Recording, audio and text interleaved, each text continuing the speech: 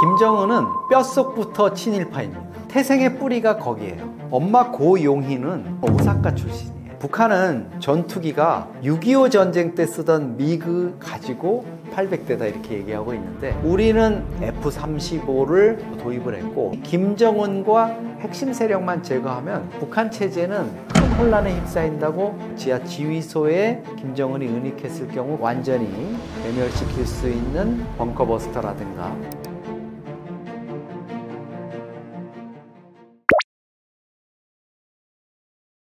사실 북한은 한마디로 얘기하면 반미의 나라입니다. 미제국주의, 여기를 물리쳐서 우리가 오늘 힘들지만 허리띠를 졸라매야 되지만 자주적으로 미국에 예속되지 않고 이렇게 살고 있지 않냐. 북한 주민들한테는 다 그렇게 거짓 선전을 해온 거예요. 남조선은 미제 주구의 밑에서, 제국주의의 발 밑에서 신음하면서 벗어나지 못하고 있다. 일부 그 80년대 운동권, 소위 운동권 이 세력들이 북한의 그런 선전에 이렇게 잘못 매료돼 가지고 아직까지도 거기서 벗어나지 못하는 사람들이 있죠. 탈출은 지능순인데 아직도 머물고 있는 사람들이 있습니다. 북한 주민들은 거기에 사실 이렇게 가스라이팅이 돼 있는 거예요. 벗어나지를 못하고 있죠. 북한은 그거를 자기네들의 체제를 유지하는데 절묘하게 사용하고 있습니다.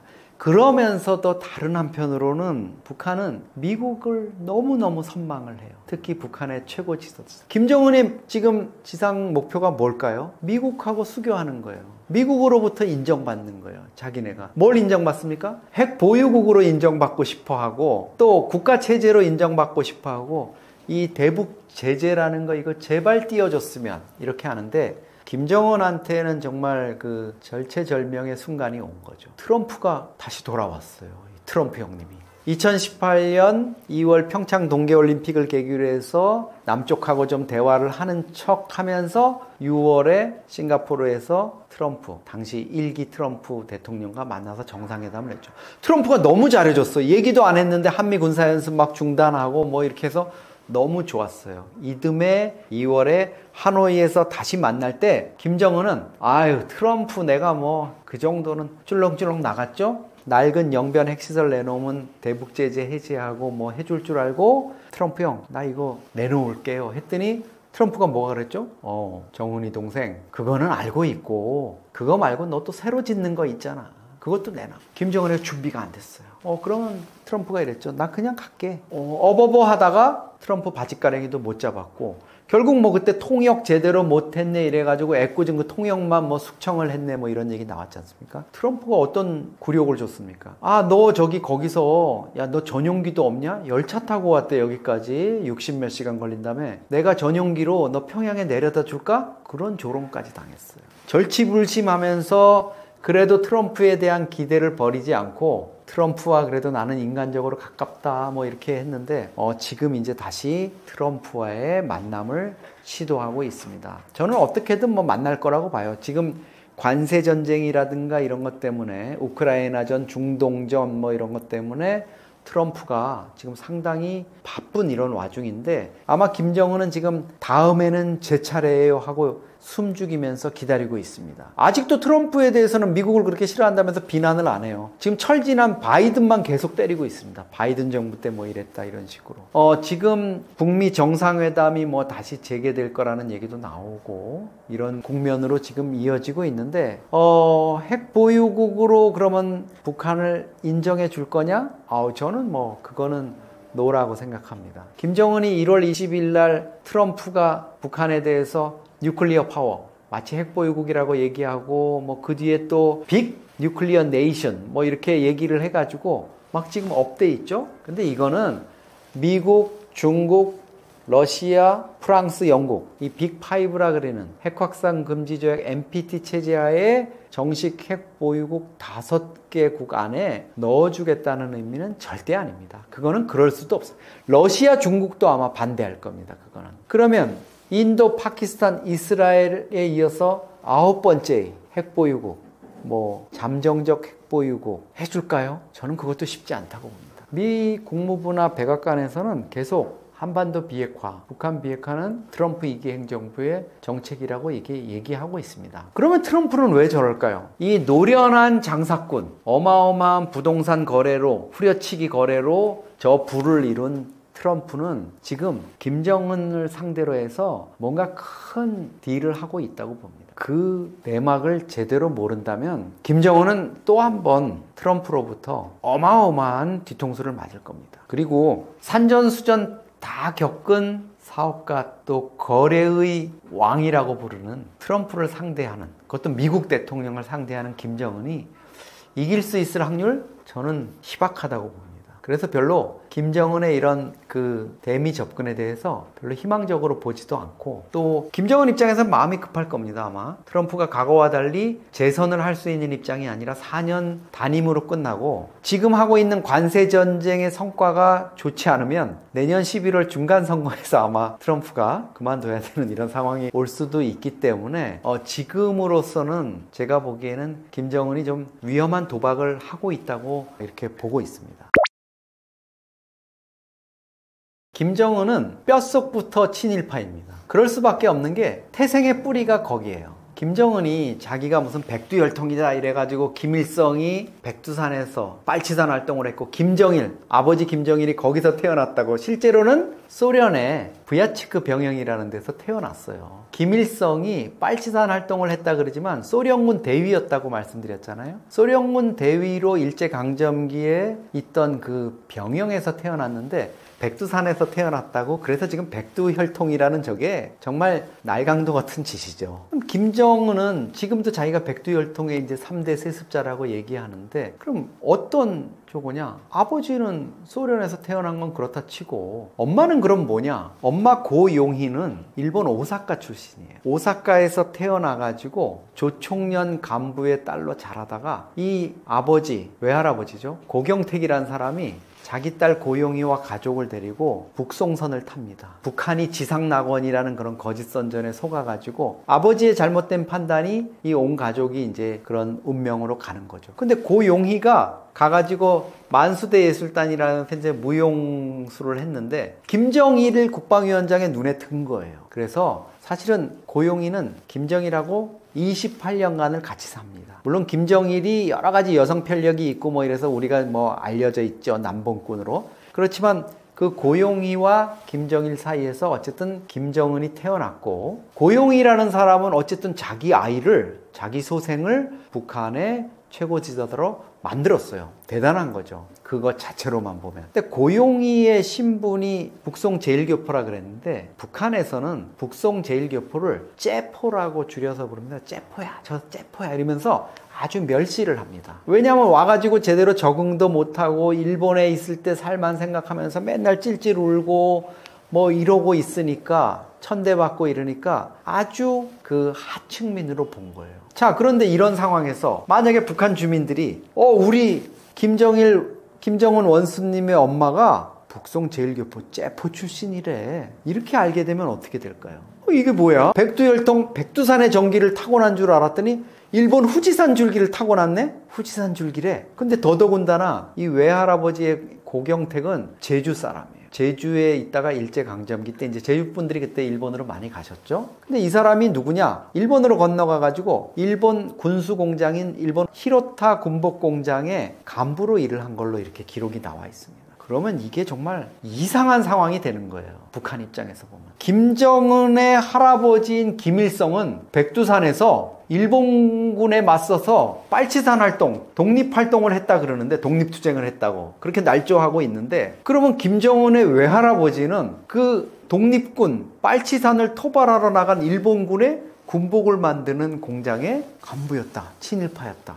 이거 뭐 얘기가 안 되는 거죠. 그래서 김정은이 집권한 이후에 자기 엄마 고용희가, 사실은 김정은이가 한 20살 되던 2004년에 프랑스 파리에서 암 수술을 받다가 죽어요, 젊은 나이에. 그래서 이제 엄마에 대한 추모 이런 것 때문에 공개적인 자리에 한 번도 서지 못한, 퍼스트 레이디로 서지 못한 엄마를 위해서 기록 영화를 만들어서 간부들한테만 돌립니다. 그런데 이게 별로 반응이 안 좋았죠. 고용희에 대해서 사람들이 자꾸 알려고 하는 거예요. 그러니까 그걸 그냥 해가지고 지금 봉인해 놓은 상태예요. 이런 상황에서 만약에 이 가계 우상화라든가 가계 출생의 비밀이 드러나게 되면 김정은으로서는 정말 낭패가 될 수밖에 없습니다. 근데 이게 이상한 거죠. 주민들한테는 그렇게 일본 제국주의, 일제강점기 때 우리 인민을 어떻게 했고 이렇게 얘기하면서 정작 김정은의 일본에 대한 생각은 나쁘지 않은 것 같아요. 렉서스 차를 타잖아요. 일제 렉서스 차를. 일본에 대한 뼈에 사무치는 그런 반감이 있었다면 렉서스 그렇게 타게 될까요? 오히려 타지 말라고, 일본 차 타지 말라고 막 불호령을 내리겠죠? 근데 자기가 렉서스 막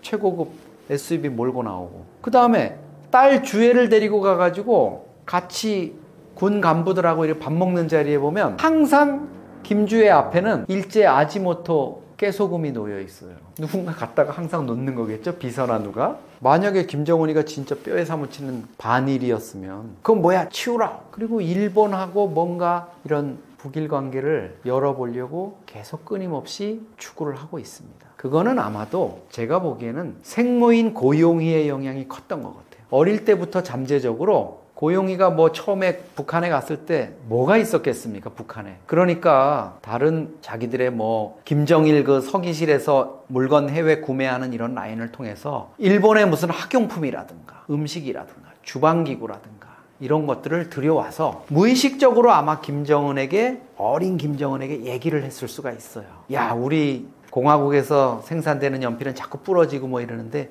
일제 연필 너무 좋지 않니? 이게 김정은한테 일본에 대한 어떤 호감으로 자리 잡게 이렇게 되지 않았을까, 이런 생각을 하고 있습니다. 김정은 입장에서는 이런 일본에 대한 어떤 호감을 갖고 있다는 게 사실 향후 북일 관계 개선에는 상당한 도움이 될 수 있습니다. 그리고 아버지인 김정일 국방위원장이 김정은에게 후계 수업을 시키면서 딱 하나 아주 좋은 레슨을 준 게 있을 거예요. 만약에 너가 경제적으로 어려움이 있고 이렇다면은 나중에 어느 순간인가 일본하고 관계를 개선하는 문제를 추진해라. 그러면 일본으로부터 청구권 자금을 받을 수 있다. 이렇게 얘기할 겁니다. 우리 한국은 이미 일본과의 관계 정상화 이렇게 하면서 식민지, 일제 강점기에 대한 보상을 한 5억 달러 정도, 1960년대 그 당시 어마어마한 돈이죠, 받고 종교를 지었지 않습니까? 근데 북한 입장에서 보면 그거는 한국과 일본의 문제지 북한하고 일본의 문제는 또 아직 남아있는 거예요. 그래서 전문가들은 이거를 한 100억 달러에서 200억 달러 정도에 이르는 그 청구권 자금이 이제 거래가 될 걸로 이렇게 보고 있기 때문에 김정은 입장에서는 든든한 보험이, 금고에 지금 돈이 도쿄의 어딘가에 이렇게 있다고 아마 생각을 할 겁니다. 그렇기 때문에 그런 점을 생각해서라도 김정은은 머지않아 그것이 이제 북미 관계의 개선 이후에 올지 아니면 병행이 될지 북일 관계 개선을 추진할 거고요. 일본도 이거는 마찬가지입니다. 일본도 북한과의 관계 개선은 우리 한국이 정말 생각하지 못했던 그런 시점이나 타이밍에 또 하고 있어요. 시도를 그동안에 한 경험이 여러 번 있습니다. 왜냐하면 일본의 최고 지도자들, 총리들 이런 집권당에서는 납치 일본인 문제 해결이 정말 자기네들은 중요하다고 이렇게 보고 있기 때문에 이 부분을 위해서라도 북한 김정은 정권과 별로 내키지 않지만 끊임없이 어떤 식으로든지 접촉을 하려고 시도를 하고 있습니다. 재래식 전력으로 보면은 우리가 정말 그 양에 있어서 너무나 열세죠. 우리가 전투기가 한 400대 정도 있는데 북한은 800대나 됩니다. 전차 우리가 한 2000대 되는데 북한은 4000대가 돼요. 근데 질적으로 따져보면 이게 또 좀 게임이 안 되는 역전이 일어날 수가 있습니다. 북한은 전투기가 6.25 전쟁 때 쓰던 미그 15까지 지금 가지고 그걸로 한 800대다 이렇게 얘기하고 있는데 우리는 사실 팬텀이라든가 이런 것들도 좀 노후화되고 이래가지고 또 안타깝게도 이제 그거를 운영하는 과정에서 조종사분들이 이제 목숨을 잃고 기체불량으로 이런 사고가 있어서 도태를 시키면서 최신 전투기로 지금 업그레이드를 했죠. 우리는 거의 완전한 스텔스 기능이 되는 5세대 전투기 F-35를 40대 미국으로부터 도입을 했고 20대를 더 추가로 하고 있는데 북한은 지금 최신 전투기라는 게 미그 29예요. 이거는 스텔스 기능이 제대로 작동하지 않는 4세대 1980, 90년대 나온 이제 기종입니다. 이러다 보니까 게임이 되지 않는 거예요. 만약에 공중에서 떠가지고 공중전을 한다 이러면 우리는 정말 보이지 않는 뭐 몇 킬로밖에 미국이들이 다 보이고 우리 전투기나 또 우리 공중조기경보 통제기가 한 번에 몇 개의 목표물을 항공기를 대상으로 이제 공격을 할 수 있는 이런 것들이 있는데 북한은 사실 보지도 못하고 맞아서 이렇게 격추가 되는 뭐 그런 항공 전력으로만 봐도 이제 그런 부분이 있는 겁니다. 물론 북한 입장에서는 압도적인 게 있죠. 핵 전력. 그리고 미사일 전력 가운데서도 우리 한국을 겨냥한 중단거리 미사일 이게 뭐 어마어마하게 지금 탄도미사일, 순항미사일 뭐 정말 빽빽한 이런 체계를 갖추고 북한이 이제 개발을 해놓은 상태이기 때문에 위협이 됩니다. 초기에 북한이 아마 기습 선제 타격을 하게 된다면 인천공항이라든가 또 서울의 뭐 도심 또 계룡대 우리 육해공군 본부가 있는 이런 지역들이 상당한 타격을 초기에 입을 수밖에 없을 겁니다. 그렇지만 한미연합전력이 또 북한의 전방의 장사정포라든가 군 움직임이 좀 미심쩍으면 대포병 레이더라 그래서 우리가 레이더가 다 연동이 돼 있어서 그런 북한의 지하 갱도 진지 이런 것들을 다 파악하고 거기를 이제 타격할 수 있는 이런 능력들을 갖추고 있기 때문에 조기에 거기에 대한 반격이 가능할 것으로 보이고요. 북한이 물론 후방에 또 게릴라 전력을 침투해서 뭐 원전이라든가 이런 핵심 시설을 공격하는 이런 상황도 예견은 할 수 있을 겁니다. 그렇지만 우리 입장에서 보면은 사실은 북한은 뭐 어느 지역이 포격을 우리가 해가지고 많은 전사상자가 난다 그래도 아마 전쟁을 계속 강행하려 그러겠죠. 북한은 128만 명의 정규군 병력이 있고 우리는 50만 뭐 된다 안 된다 이런 수준이기 때문에 인력에서도 병력에서도 열세지만 사실 우리는 그렇지 않습니까? 어떤 지역에 폭탄이 떨어져서 다만 뭐 1명, 2명, 10명 요 정도의 부상이나 또 죽는 분이 생겨도 뭐 난리가 날 거잖아요.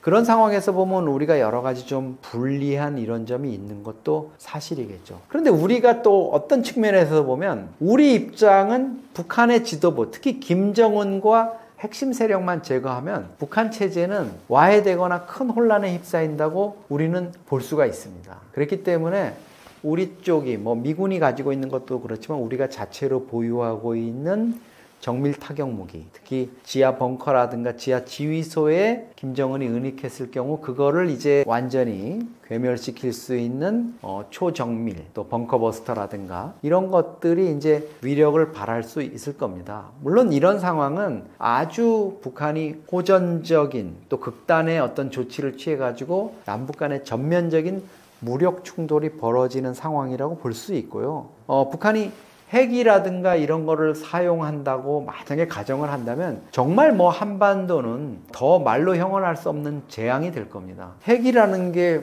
1945년 8월에 히로시마하고 나가사키에 떨어져서 일본의 항복을 유도했던 전무후무한 유일한 사례 아닙니까? 그 이후로 지금 80년이 되도록 한 번도 사용하지 않았다는 이거는 핵을 통해서 어떤 균형, 전쟁을 오히려 억제하는 이런 효과도 있었다. 뭐 이런 얘기도 할 수가 있겠습니다만 우리로서는 어쨌든 위협적이고 철저히 대비를 해야 되는 이런 상황인 거는 뭐 틀림이 없는 것 같습니다. 그리고 전쟁 상황이라는 게 저는 한반도에서 우리가 대비는 해야 되지만 북한이 과연 전면전을 도발을 할 수 있을까? 저는 북한이 만약에 전면전을 감행을 한다면 그거는 김정은 입장에서는 자신의 가업으로 내려온 패밀리 비즈니스인 이 북한 정권을 그냥 간판을 내리는 일이라고 생각해요. 그날로 종말이라고 생각하니까. 저는 과거에 트럼프 일기 때 트럼프 대통령이 아마 그것도 2018년쯤인 걸로 기억을 합니다. 이라크의 그 테러 조직 지도자를 북한의 특수부대원들이 그 은거지를 침입해가지고 급습해가지고 결국 이제 제거 작전을 한 적이 있습니다. 그때 조직의 수장이 마지막에는 미군 특수부대에 쫓겨가지고 지하 갱도로 도망가면서 자기 부인과 아이 셋을 데리고 내다름치다가 마지막에는 이제 결국 비참한 최후를 맞았는데 그때 제가 이제 인상 깊었던 건 트럼프가 그거를 지하의 벙커에서 그거를 다 지켜본 거예요. 실시간 영상으로. 그리고 나서는 백악관 기자실에 올라와가지고 그게 사실 비밀 작전 내용인데 막 떠들어댑니다. 그 내용을. 누구 흉악했던 그 지도자가 마치 짐승이 울부짖는 소리를 지르면서 최후를 맞았다. 근데 저는 그때 왜 트럼프가 그거를 그렇게 생생하게 공개를 했을까? 저는 김정은을 겨냥했다고 봐요. 김정은 부인 이설주, 그리고 세 아이가 있다고 이렇게 알려져 있지 않습니까? 저는 그걸 떠들어댐으로써 김정은한테 너도 내 말대로 따르지 않고 내 말 안 들으면 언제든지 저렇게 비참하게 최후를 맞을 수 있어. 이렇게 얘기를 했거든요. 김정은이 사실은 뭐 핵을 가지고 위협하고 우리 남쪽을 뭐 적대국이라 그리고 단번에 뭐 쓸어버려라, 평정시켜버려라 이렇게 말은 하지만 우리가 얘기하지 않습니까? 짖는 개는 물지 않는다고. 지금 김정은도 사실은 상당한 위기감, 위협감 이런 것들을 스스로 느끼고 있기 때문이 아닐까 이렇게 생각을 합니다.